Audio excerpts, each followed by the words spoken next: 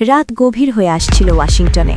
White হাউসের আঙিনায় হয়তো কেউ আকাশের দিকে তাকালে দেখতে পেত তারাগুলো মিটমিট করে জ্বলছে। কিন্তু সেই রাতে হাজার হাজার মাইল দূরে এমন কিছু ঘটে গেল যা পুরো বিশ্বের ভূ রাজনৈতিক সমীকরণ বদলে দেওয়ার ক্ষমতা রাখে। কল্পনা করুন একটি দৃশ্যের কথা। আমেরিকার প্রেসিডেন্ট ডোনাল্ড ট্রাম্প হয়তো রাতে হোয়াইট হাউসের বাগানে হাঁটছেন। হঠাৎ দূরে একটি উজ্জ্বল আলো দেখা গেল। মনে হচ্ছে একটি তারা যেন দ্রুত গতিতে এগিয়ে আসছে, কিন্তু পরক্ষণেই বোঝা গেল সেটি কোনো সাধারণ তারা নয়। সেটি একটি হাইপারসনিক ব্যালিস্টিক মিসাইল 2 টন বিস্ফোরক বহন করে ছুটে আসছে আমেরিকার মাটির দিকে। এই দৃশ্য হয়তো এখনও কাল্পনিক, কিন্তু গতরাতের পর থেকে এটি আর অসম্ভব নয়। পৃথিবীর ইতিহাসে প্রথমবারের মতো একটি মুসলিম দেশ এমন ক্ষমতা অর্জন করল যা আগে শুধুমাত্র রাশিয়া বা চীনের মতো পরাশক্তির কাছে ছিল। ইরান সফলভাবে পরীক্ষা করল তাদের নতুন আন্তঃমহাদেশীয় ব্যালিস্টিক মিসাইল। এর রেঞ্জ প্রায় 10,000 কিলোমিটার, মানে আমেরিকার যে কোনো শহরে এই মিসাইল পৌঁছতে সক্ষম। খবরটা যখন বিশ্ব মিডিয়ায় ছড়িয়ে পড়ল, তখন পশ্চিমা বিশ্বে যেন একটি ভূকম্প হয়ে গেল। ন্যাটোর সদর দপ্তরে জরুরি বৈঠক বসল। ইসরায়েলের গোয়েন্দা সংস্থা মোসাদ রাতারাতি সতর্কতা জারি করল। আর হোয়াইট হাউসে যে নিরাপত্তা নেমে এসেছে সেটা স্বাভাবিক কোনো চুপ থাকা নয়। পূর্ব এশিয়া থেকে শুরু করে ইউরোপ পর্যন্ত সব বড় সংবাদমাধ্যম এই খবর প্রকাশ করেছে অত্যন্ত গুরুত্বের সাথে। মালয়েশিয়ার সংবাদমাধ্যমগুলো এটিকে মুসলিম বিশ্বের জন্য ঐতিহাসিক মুহূর্ত বলে বর্ণনা করেছে। অন্যদিকে পশ্চিমা মিডিয়া এটিকে বিশ্ব নিরাপত্তার জন্য মারাত্মক হুমকি হিসেবে দেখছে। দুই পক্ষের দুই দৃষ্টিভঙ্গি, কিন্তু একটা বিষয় সবাই একমত: পৃথিবীর শক্তির ভারসাম্য এখন নতুন করে লেখা হচ্ছে। ইরানের সামরিক মুখপাত্র গতকাল এক সংবাদ সম্মেলনে নিশ্চিত করেছেন এই মিসাইল পরীক্ষার কথা। তিনি সরাসরি আমেরিকার নাম না বললেও বলেছেন যে এই মিসাইল ইরানের সবচেয়ে দূরের শত্রুর ভূখণ্ডে আঘাত হানতে সক্ষম। আর সবাই জানে ইরানের সবচেয়ে দূরের শত্রুকে। ইরানের দুজন আইন প্রণেতাও এই পরীক্ষার সফলতা নিশ্চিত করেছেন। তারা বলেছেন এটি শুধু ইরানের নয়, বরং গোটা মুসলিম বিশ্বের ইতিহাসে একটি মাইল ফলক। কারণ এত দূরপাল্লার মিসাইল এর আগে কোনো মুসলিম দেশ তৈরি করতে পারেনি। এই মিসাইলের নাম খোরাম শাহর 5। এর আগে ইরানের সুপ্রিম লিডার আয়াতুল্লাহ খামিনি এই মিসাইল উন্মোচন করেছিলেন। তখনই বিশ্লেষকরা বুঝতে পেরেছিলেন যে ইরান বড় কিছু করতে চলেছে। কিন্তু সেই সময় পরীক্ষা করা সম্ভব হয়নি, কারণ এত দূরপাল্লার মিসাইল পরীক্ষা করতে হলে বিশাল ভূখণ্ড দরকার। ইরানের নিজেদের দেশে সেই জায়গা নেই। আবার অন্য কোনো দেশের আকাশসীমা দিয়ে এই মিসাইল পাঠালে সেই দেশের সাথে সংঘাত হতে পারে। এখানেই আসে রাশিয়ার ভূমিকা।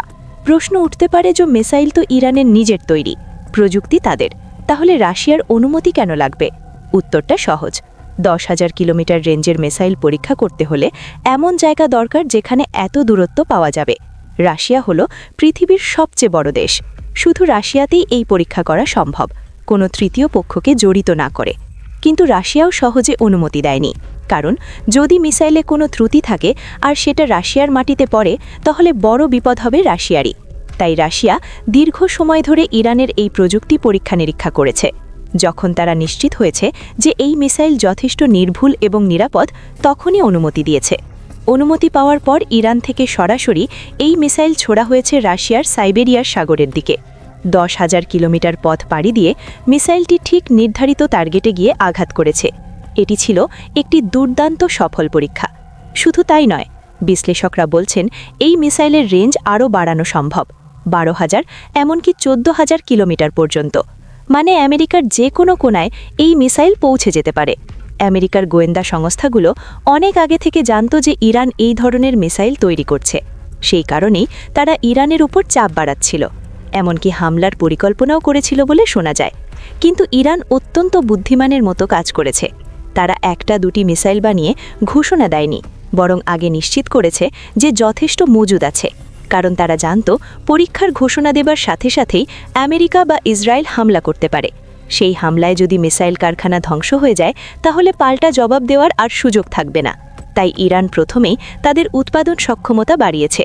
খোরাম শাহর 5 মিসাইল ডজন ডজন তৈরি করেছে, বিভিন্ন গোপন স্থানে সেগুলো মজুত করেছে। তারপর যখন তারা নিশ্চিত হয়েছে যে 50 থেকে 60টি মিসাইল প্রস্তুত, তখনই পরীক্ষার ঘোষণা দিয়েছে। এখন যদি আমেরিকা হামলা করে, তাহলে ইরান তাৎক্ষণিক পাল্টা জবাব দিতে পারবে। এই কৌশলগত পরিকল্পনা ইরানকে একটি শক্তিশালী অবস্থানে নিয়ে এসেছে। এই পরীক্ষার পর আমেরিকা যেন একটু থমকে গেছে। তারা এখন বুঝতে পারছে না কিভাবে প্রতিক্রিয়া দেখাবে, কারণ এখন ইরানের বিরুদ্ধে সরাসরি যুদ্ধে যাওয়া মানে নিজের মাটিতে মিসাইল হামলার ঝুঁকি নেওয়া, আর এই ঝুঁকি নেয়ার জন্য আমেরিকা মানসিকভাবে প্রস্তুত নয়। তারা এতদিন নিরাপদে বসে মধ্যপ্রাচ্যে বোমা ফেলেছে, এখন সেই নিরাপত্তা নিয়ে চলে গেছে। এই মিসাইল পরীক্ষার পর ইরান আরও একটি বড় পদক্ষেপ নিয়েছে। কিছুদিন আগে আমেরিকার চাপে ইরান তাদের অভ্যন্তরীণ কিছু বিক্ষোভকারীর বিচার স্থগিত করেছিল। সেই সময় ডোনাল্ড ট্রাম্প গর্বের সাথে বলেছিলেন যে ইরান আমাদের কথা শুনেছে, তাই আমরা এখন হামলা করব না। কিন্তু এখন মিসাইল পরীক্ষার পর ইরান নতুন ঘোষণা দিয়েছে। তারা বলেছে আমেরিকার হুমকি ধামকির কোনো মূল্য নেই। যারা দেশের বিরুদ্ধে বিদেশি গোয়েন্দা সংস্থার সাথে হাত মিলিয়েছে তাদের কোনো ছাড় দেয়া হবে না। ইরান সরকার 3 দিনের আল্টিমেটাম দিয়েছে। যারা হিটলিস্টে আছে তাদের 3 দিনের মধ্যে আত্মসমর্পণ করতে হবে। যদি তারা আত্মসমর্পণ না করে তাহলে সর্বোচ্চ শক্তি প্রয়োগ করে তাদের গ্রেফতার করা হবে। সেই অভিযানে যদি তাদের কোনো ক্ষতি হয় তার দায় ইরান নেবে না। এটা একটা পরিষ্কার বার্তা। ইরান দেখাতে চাইছে যে এখন তারা আর কারো মুখাপেক্ষী নয়। বিদেশি চাপে তারা নতি স্বীকার করবে না। পশ্চিমা বিশ্বের সামরিক বিশ্লেষকরা আশঙ্কা করছেন যে এই বিচারে যারা দোষী সাব্যস্ত হবে তাদের সর্বোচ্চ শাস্তি দেয়া হবে। ইরানে এই ধরনের ক্ষেত্রে সর্বোচ্চ শাস্তি মানে মৃত্যুদণ্ড। এটা ইরানের জন্য নতুন কিছু নয়, কিন্তু আমেরিকা এবং মানবাধিকার সংস্থাগুলো এই নিয়ে সোচ্চার হবে এটা নিশ্চিত। তবে ইরান এখন এসব কিছু নিয়ে ভাবছে না। তারা একটা উদাহরণ তৈরি করতে চাইছে, ভবিষ্যতে যেন কেউ বিদেশি শক্তির হাতের পুতুল হয়ে দেশের বিরুদ্ধে কাজ করার সাহস না পায়। এই মুহূর্তে সবচেয়ে বেশি চাপে আছে ইসরায়েল, কারণ ইরানের এই মিসাইল শুধু আমেরিকা নয় বরং তাদেরও হুমকি। ইসরায়েল ইরান থেকে মাত্র 2000 কিলোমিটার দূরে। 10,000 কিলোমিটার রেঞ্জের মিসাইল দিয়ে ইসরায়েলকে আঘাত করা তো খুবই সহজ, আর ইরানের কাছে এর আগে থেকেই ইসরায়েল আক্রমণের সক্ষমতা ছিল, কিন্তু সেই সক্ষমতা বহু গুণ বেড়ে গেল। মোসাদ রাতারাতি তাদের নিরাপত্তা কৌশল নতুন করে সাজাতে শুরু করেছে। ইউরোপের দেশগুলো চিন্তিত। যদিও ইরান তাদের সরাসরি শত্রু হিসেবে দেখে না, কিন্তু এই মিসাইল ইউরোপেও পৌঁছতে পারে। ন্যাটোর সদস্য দেশগুলো এখন আলোচনা করছে কিভাবে এই নতুন হুমকি মোকাবেলা করা যায়। কেউ কেউ বলছেন ইরানের উপর আরও কঠোর নিষেধাজ্ঞা দেওয়া উচিত, আবার কেউ কেউ বলছেন নিষেধাজ্ঞা দিয়ে কিছু হবে না, বরং কূটনৈতিক পথে সমাধান খুঁজতে হবে। চীন এবং রাশিয়া এই বিষয়ে তুলনামূলক চুপ আছে। রাশিয়া তো নিজেই এই পরীক্ষায় সাহায্য করছে। তারা চায় ইরান শক্তিশালী হোক, কারণ এটা আমেরিকার একছত্র আধিপত্যকে চ্যালেঞ্জ করবে। চীনও একই কারণে খুশি। তারা দেখছে যে বিশ্বে তাদের প্রভাব বাড়ছে আর আমেরিকায় প্রভাব কমছে। আমেরিকার সাধারণ মানুষের মধ্যে এখনও এই খবরটা এতটা ছড়ায়নি, কারণ যখন ছড়াবে তখন একটা ভয়ের পরিবেশ তৈরি হতে পারে। এতদিন তারা ভাবত যে তাদের দেশ নিরাপদ, কোনো শত্রু তাদের মাটিতে আক্রমণ করতে পারবে না। এখন সেই বিশ্বাস চলে যাচ্ছে।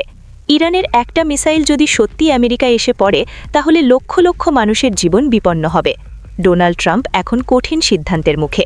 একদিকে তার কট্টর সমর্থকরা চায় ইরানের ওপর হামলা করা হোক, অন্যদিকে সামরিক উপদেষ্টারা বলছেন এই মুহূর্তে হামলা করা বিপজ্জনক হতে পারে, কারণ ইরান এখন পাল্টা মারতে সক্ষম, আর সেই পাল্টা মার আসবে আমেরিকার মাটিতেই। এই ঝুঁকি নেওয়া সহজ নয়। বিশ্বের ভূ রাজনীতিতে একটা নতুন অধ্যায় শুরু হয়েছে। একটি মুসলিম দেশ প্রথমবারের মতো এমন সক্ষমতা অর্জন করল যা আগে শুধু পরাশক্তিদেরই ছিল। এটা কি শান্তির জন্য ভালো নাকি খারাপ, সেই বিতর্ক চলবে। কিন্তু একটা বিষয় নিশ্চিত, পৃথিবী এখন আগের মতো নয়। শক্তির ভারসাম্য বদলে যাচ্ছে, আর এই বদলের কেন্দ্রে রয়েছে ইরান এবং তার খোরামশাহার 5।